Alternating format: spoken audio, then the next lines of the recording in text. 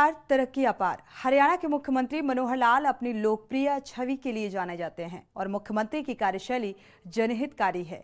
यही वजह है कि जनता उनके फैसलों से खुश है। हरियाणा में बतौर सीएम तीसरी बार उन्हें एक और मौका मिल सकता है।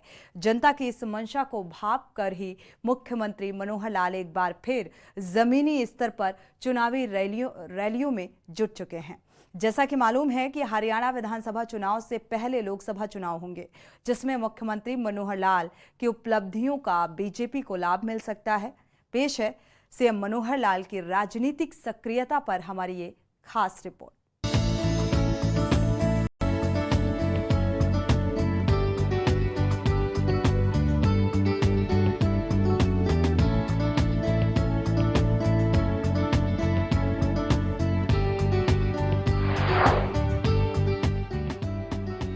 हैट्रिक की दिशा में सीएम मनोहर लाल की कदम।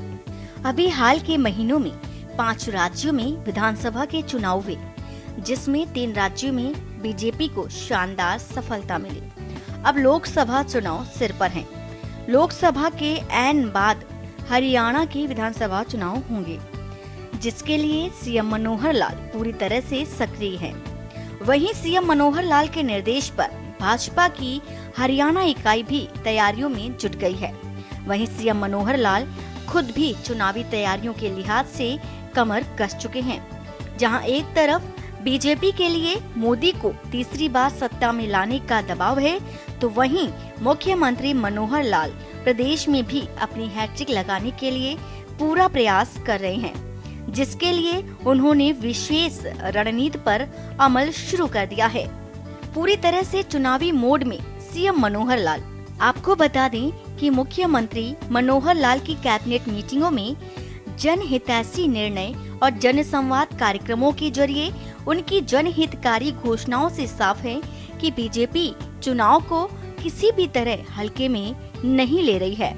विधवा, दिव्यांग, बुढ़ापा और पत्रकारों की पेंशन बढ़ाने के निर्णयों से ये साबित होता है कि मनोहर सरकार पूरी तरह से चुनावी मोड में है। इसके अलावा सीएम की घोषणाओं को भी तेजी से पूरा करने की कोशिश की जा रही है, ताकि जनता में किसी तरह का आक्रोश न रहे। वहीं बीजेपी की मातृ संस्था आरएसएस के सर संघ चालक डॉक्टर मोहन भागवत का हरियाणा पहुंचना साफ संकेत देता है कि बीजेपी चुनाव को लेकर के गंभीरता से लगी हुई है। अस्थल बोहर में यूपी के मुख्यमंत्री योगी आदित्यनाथ सहित बीजेपी के बड़े नेताओं, साधु संतों का जमावड़ा और उसके बाद पूर्व भाजपा प्रदेशाध्यक्ष व पूर्व वित्त मंत्री कैप्टन अभिमन्यु के गांव खांडाखेड़ी में भारत स्तंभ अवलोकन के बहाने वहां बीजेपी नेतृत्व का आना साफ करता है कि कैप्टन अभिमन्यु हिसार से लोकसभा का रास्ता ढूंढ रहे हैं।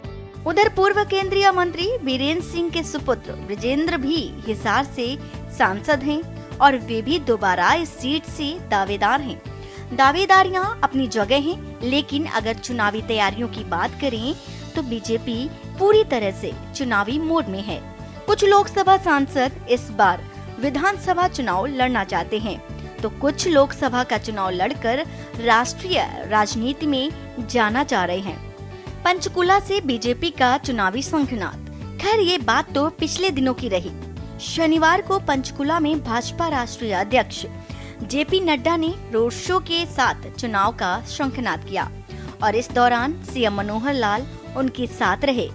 आपको बता दें कि भाजपा का हरियाणा लोकसभा की 10 की 10 सीटें जीतने और विधानसभा चुनाव में हैट्रिक जमाने का लक्ष्य है और इसे पूरा करने के लिए वे कोई भी कमी नहीं छोड़ना चाहती है। बता दें कि रोड शो के दौरान मोदी की गारंटी और सीएम मनोहर लाल के विकास से लोगों को अवगत कराने के साथ ही 22 जनवरी को रामलला की प्राण प्रतिष्ठा के दौरान राम ज्योति जलाने का आह्वान किया गया है और इससे पहले शुक्रवार को जेपी नड्डा ने सोलन, शिमला में रोड शो निकाला था। आपको बता दें कि भाजपा के राष्ट्रीय अध्यक्ष जेपी नड्डा के रोड शो में मुख्यमंत्री मनोहर लाल समेत पार्टी के कई दिग्गज नेताओं का उत्साह देखते ही बन रहा था। शनिवार को सुबह 10 बजे से ही भाजपा कार्यकर्ता टैंक चौक के पास से पहुंचने लगे थे। करीब 12:45 पर सेक्टर 1 स्थित रेड बिशप के सामने से रोड शो निकाला जा रहा था। वंदे मातरम, भारत माता की जय और जय श्री राम के गुंजायमान नारों के साथ लोगों ने राष्ट्रीय अध्यक्ष जेपी नड्डा और सीएम मनोहर लाल का अभिनंदन किया।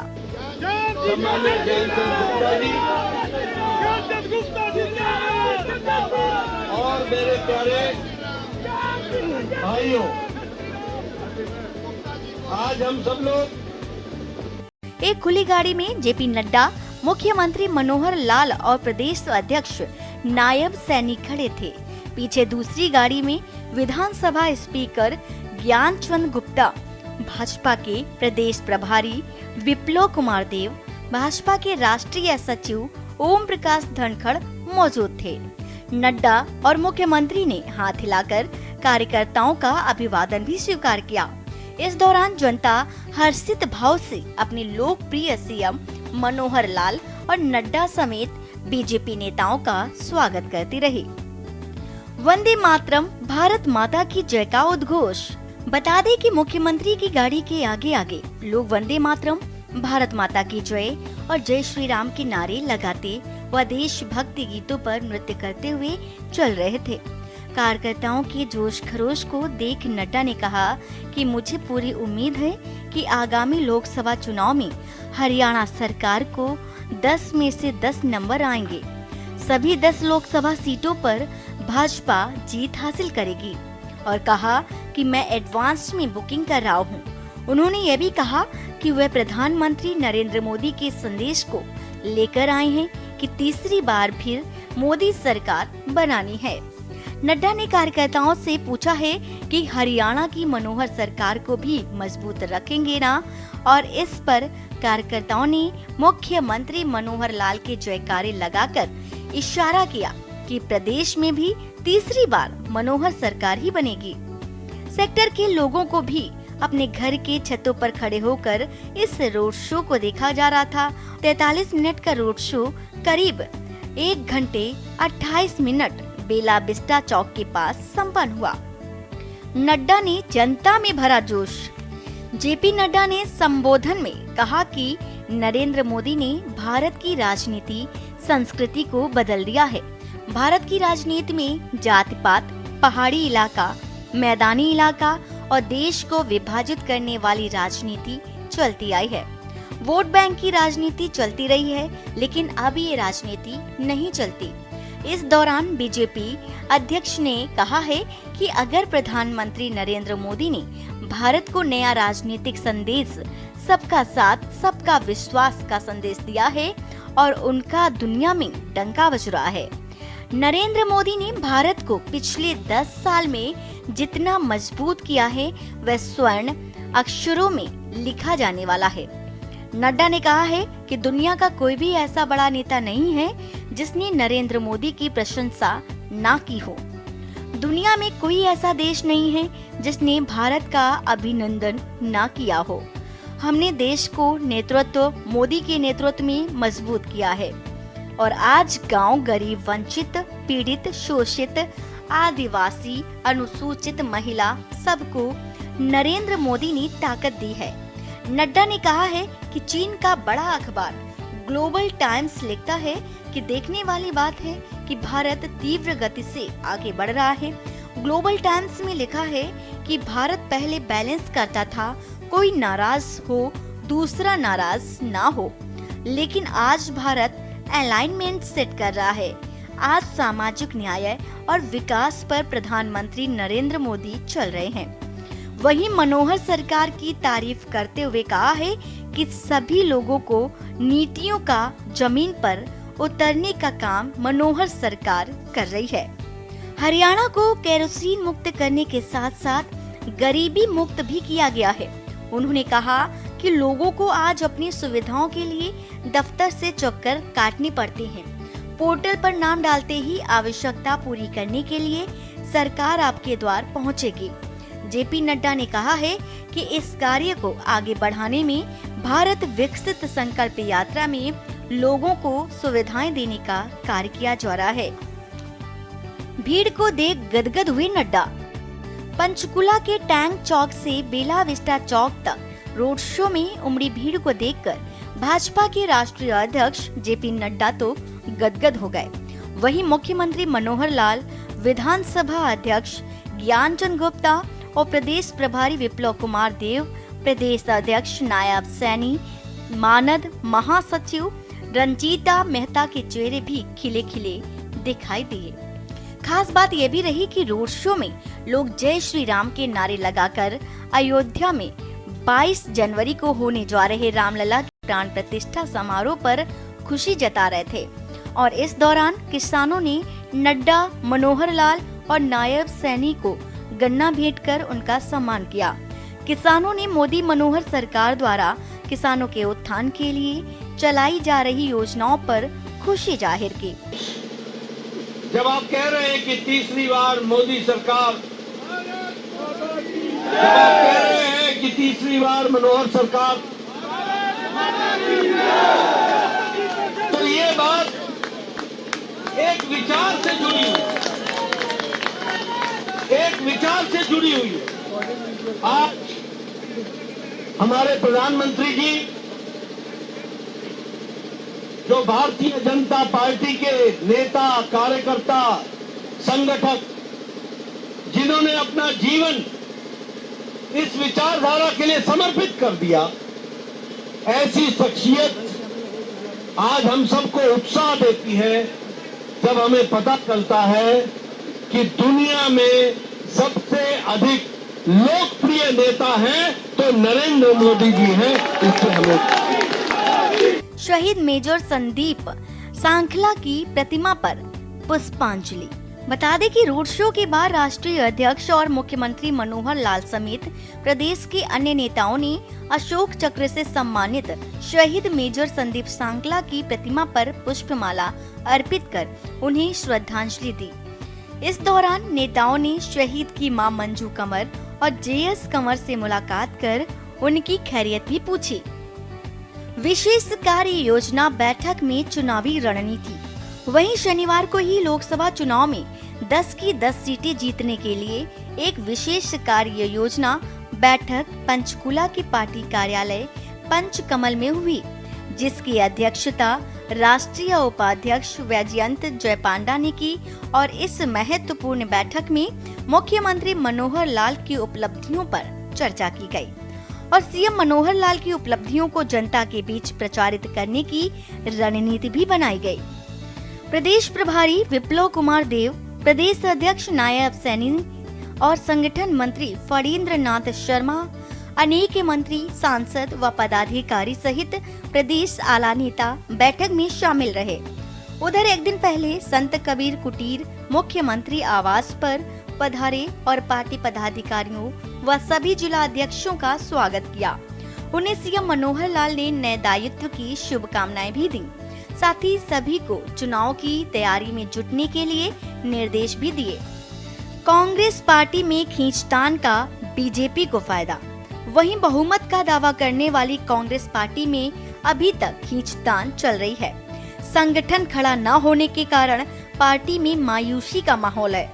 और इसके साथ ही वहीं पूर्व सीएम भूपेंद्र सिंह हुड्डा ने सरकार बनने पर 4 डिप्टी सीएम बनाने का बयान देकर नया विवाद खड़ा कर दिया है। और इस बयान से पूरी कांग्रेस अलग खड़ी हो गई है। ये अलहदा बात है कि पूर्व मुख्यमंत्री हुड्डा ने 4 समाज के लोगों को सत्ता में भागीदारी की बात कहकर पल्ला झाड़ लिया है। कांग्रेस जिन मुद्दों व आंदोलनों को मदद कर रही है, उन पर सत्ता पक्ष के आक्रामक तेवर नजर आने लगे हैं।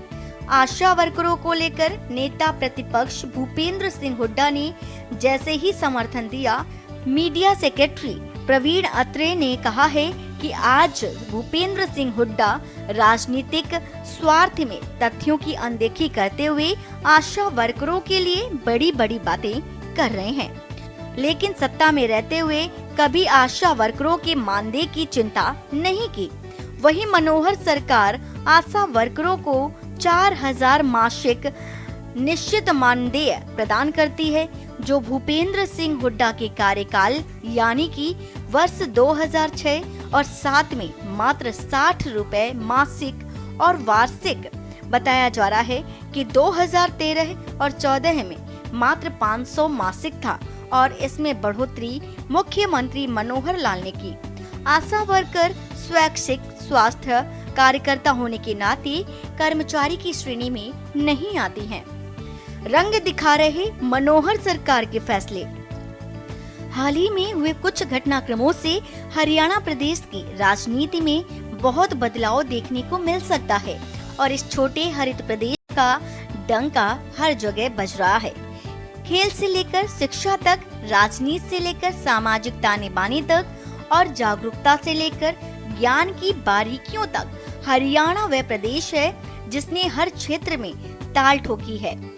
जब देश की रक्षा की बात आती है तो हरियाणा का जवान, और जब देश का पेट भरने की बात हो तो हरियाणा का किसान खास महत्व रखता है। और उसी हरिभूमि हरियाणा की शस्य श्यामला धरा ने अनेक महापुरुषों को जन्मा भी है और उनकी चरण रज से स्वयं को निहाल भी किया है। राजस्थान सहित 5 राज्यों में हाल ही में संपन्न हुए विधानसभा के चुनाव में जहां किसी न किसी रूप में हरियाणा का दखल रहा, तो वहीं चुनाव के बाद यहां की स्थितियों में भी परिवर्तन दिखाई दे रहा है। राजस्थान के चुनाव में जहां बीजेपी सीधे तौर पर चुनाव मैदान में उतरी थी, तो वहीं हरियाणा में पार्टनर जेजेपी ने भी चुनाव मैदान में अपनी ताल ठोकी है। और ये अलग बात है कि जेजेपी वहां कुछ खास नहीं कर सकी, लेकिन चुनावी नतीजे में फेरबदल तो हुआ ही है। सियासी फिजा में भगवा का तड़का। ताजा मामले में हरियाणा की सियासी फिजा में भगवा का तड़का लगता दिखाई दे रहा है। हरियाणा में विधानसभा के चुनाव सिर पर हैं और ऐसे में संघ की सक्रियता हरियाणा की राजनीति को नया मोड़ देने वाली साबित हो सकती है। कभी हरियाणा में नाम मात्र उपस्थिति रखने वाली भाजपा ने अपनी नीतियों के चलते न केवल पहले गठबंधन से सरकारें चलाई, तो वहीं अब 2 योजना से बहुमत की सरकार का नेतृत्व कर रही है। गौरतलब है कि मध्य प्रदेश में नई सरकार के गठन के लिए हरियाणा के मुख्यमंत्री मनोहर लाल को पर्यवेक्षक बनाकर भेजा गया और जो हरियाणा के लिए ही एक खास उपलब्धि रही है।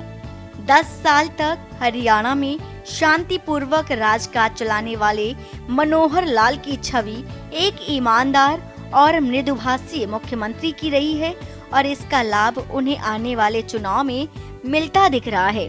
धारा 370 का फैसला केंद्र सरकार के हक में आने से बीजेपी की उम्मीदें हरियाणा में फिर से बढ़ी हैं, क्योंकि लोकसभा पर इसका साफ असर दिखने वाला है और लोकसभा में अगर हरियाणा भाजपा अच्छा प्रदर्शन करती है तो निश्चित तौर पर उसका विधानसभा में पूरा प्रभाव देखने को मिलेगा। मुख्यमंत्री की हरियाणा एक हरियाणवी एक की नीति को पूरा समर्थन मिल रहा है। सुशासन पर लग रही जनता की मोहर। इतना ही नहीं, हरियाणा सरकार की चिरायु योजना, स्कूली बच्चों के लिए टैबलेट, सम्मान पेंशन में लगातार बढ़ोतरी किए जाने, अवैध कॉलोनियों को रेगुलर करने, सरस्वती की धारा प्रवाहित करने और कानून व्यवस्था को सुदृढ़ करने, महिला सशक्तिकरण जैसी अनेक योजनाओं के माध्यम से हरियाणा की भाजपा सरकार ने जनमानस के हृदय में बसने का काम किया है। प्रदेश के मंत्रियों के सुशासन को लेकर किए जा रहे कार्यों पर भी प्रदेश की जनता मुहर लगा रही है। ऐसे में कहना न होगा कि मुख्यमंत्री मनोहर लाल के नेतृत्व में हरियाणा प्रदेश नई अंगड़ाई ले रहा है। हैप्पी इंडेक्स में हरियाणा नंबर 1। मुख्यमंत्री मनोहर लाल तीसरी बार हैट्रिक लगाएंगे और इस पर सीएम की पब्लिसिटी एडवाइजर तरुण भंडारी का कहना है कि आज तक के इतिहास में किसी भी सरकार ने 1 लाख नौकरियां नहीं दी हैं और 14 फसलें एमएसपी पर पहले कभी किसी सरकार ने नहीं खरीदी। 2014 तक प्रदेश में 2300 मिडिल स्कूल आज 5600 हो गए हैं। चाहे कॉलेज हो, मेडिकल कॉलेज हो, शिक्षा, हेल्थ या स्पोर्ट्स का क्षेत्र हो, सभी में लगातार कार्य हो रहा है। हरियाणा पहले से कहीं आगे है। उत्तर भारत में हरियाणा का कोई मुकाबला नहीं है। हैप्पी इंडेक्स में हरियाणा नंबर 1 है और इसीलिए निश्चित तौर पर तीसरी बार भारतीय जनता पार्टी की सरकार हरियाणा में बनने का दावा कर रही है। स्पेशल डेस्क के न्यूज़ इंडिया।